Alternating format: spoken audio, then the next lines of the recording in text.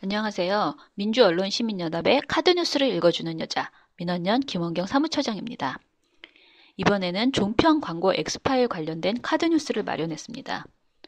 얼마 전에 MBN 광고 영업일지가 우연히 공개됐습니다. 업무일지에는 MBN의 불법, 탈법적인 광고 영업 실태가 고스란히 담겨 있습니다. 어떤 내용이 있는지 살펴보겠습니다.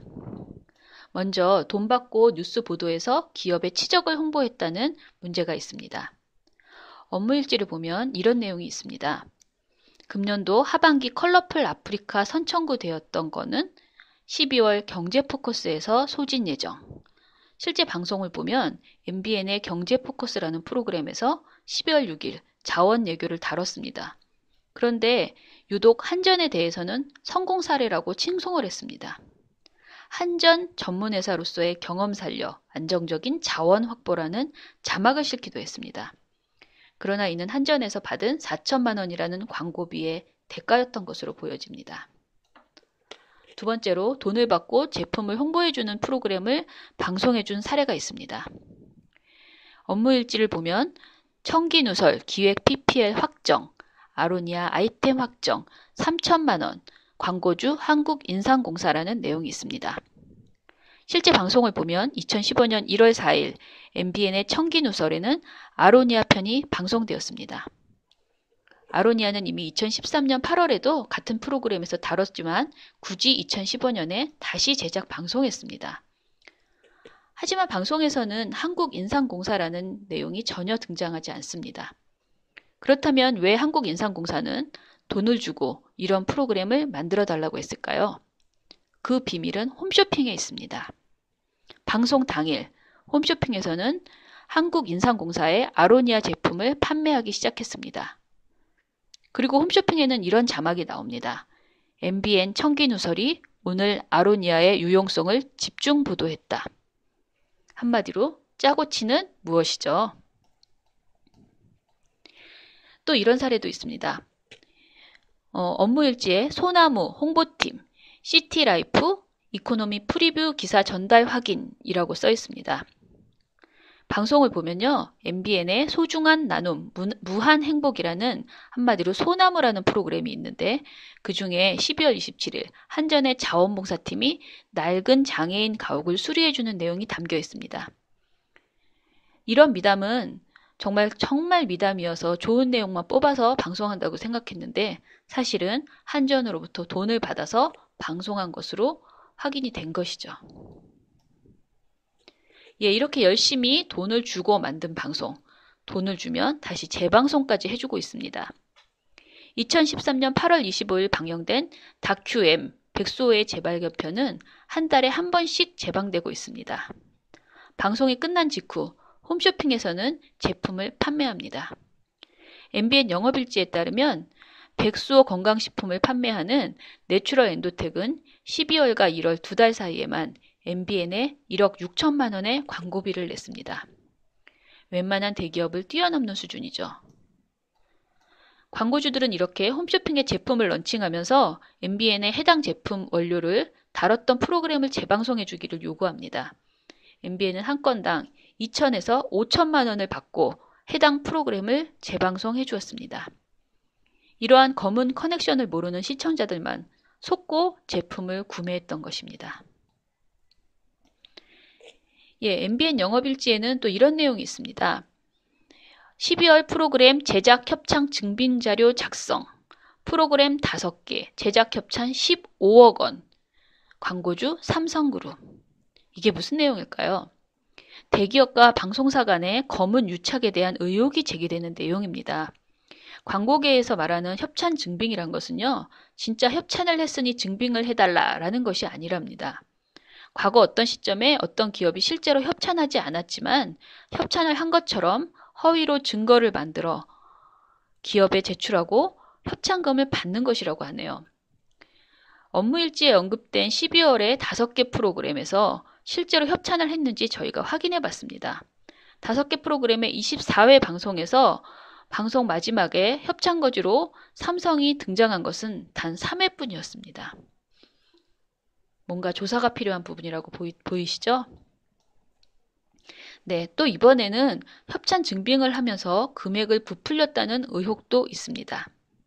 GS 칼텍스 관련한 건데요. 12월 1.5억 협찬 확정 증빙 1억, 11월 캠페인 방송분 0.5억, 1억 캠페인 방송으로 처리라고 써 있습니다.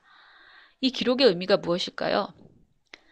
한마디로 2015년 12월 중에 GS 칼텍스로부터 협찬금을 1.5억 받기로 했다.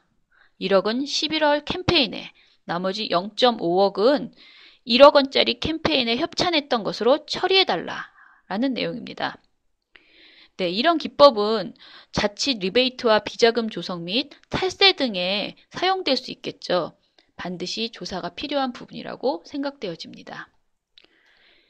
또 MBN 영업일지에는 기자가 광고 영업을 띈다는 그동안의 많은 의혹이 실제였음이 드러난 것을 볼 수 있습니다. 부산시 관련된 내용인데 주재기자를 통해서 부산시 광고 예산을 파악하고 증액되도록 요청한다. 주재기자가 부산시 대변인을 만나서 광고 집행 일정을 조정한다라는 내용이 써 있습니다. MBN 영업일지에는 기자들이 출입처를 상대로 광고 영업을 벌인 정황들이 기록되어 있습니다. 경제권력 감시라는 기자 본연의 사명을 돈과 바꾼 것이라고 할 수 있습니다. 마지막으로 MBN 영업일지에 광고 영업 중 과도한 접대나 선물을 했다는 정황도 있습니다. 네, 이처럼 불법, 탈법, 다양한 방법으로 방송 광고를 부당하게 하는 내용들이 이제 실려 있었는데요.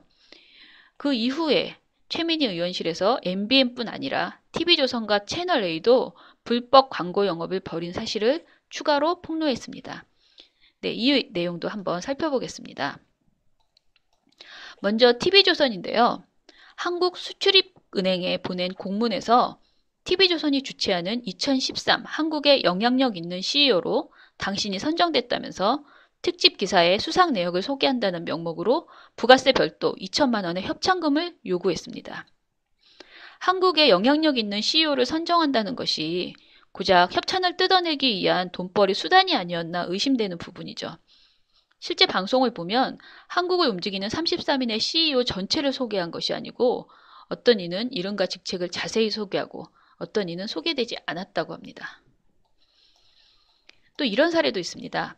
TV조선과 채널A는 농정원으로부터 1,000만 원을 받고 충청도에 발생한 구제역 확산 방지 조치와 관련한 보도 프로그램 질의응답을 진행했습니다.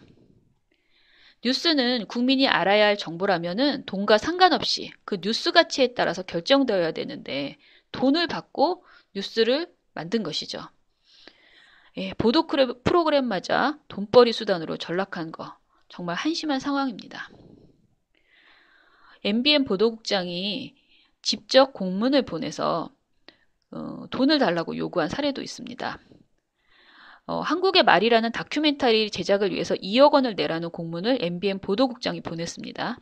실제 마사회는 이 공문을 받고 부가세 포함 2억 2천만 원의 금액을 홍보비 명목으로 지출했다고 합니다.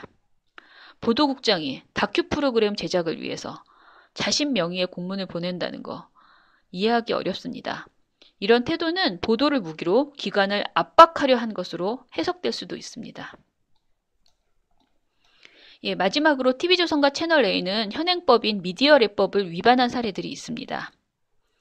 방송사와 광고주는 직접 광고를 거래할 수 없습니다. 그렇게 되면 광고주가 방송 보도 제작에 개입할 수도 있고요. 방송사가 힘을 이용해서 부당한 광고 수주를 할 수도 있습니다. 이런 문제를 막기 위해서 방송사의 광고는 방송 판매 대행사가 하도록 미디어랩법으로 규정해 놓았습니다. 그런데 채널A는 방송 판매 대행사가 아니고 모 회사인 동아일보가 협찬 계약을 하기도 했고요. 채널A가 아예 직접 광고 계약을 받기도 했습니다. TV조선도 조선일보의 자회사인 조선영상비전이 TV조선에 편성하는 프로그램에 대한 협약서를 체결했다고 합니다. 이 모두 미디어랩법 위반 사항입니다. 예, 앞으로도 민원연은 국민이 꼭 알아야 할 내용들에 대해서 카드뉴스를 제작하고 또 이렇게 읽어드리도록 하겠습니다. 감사합니다.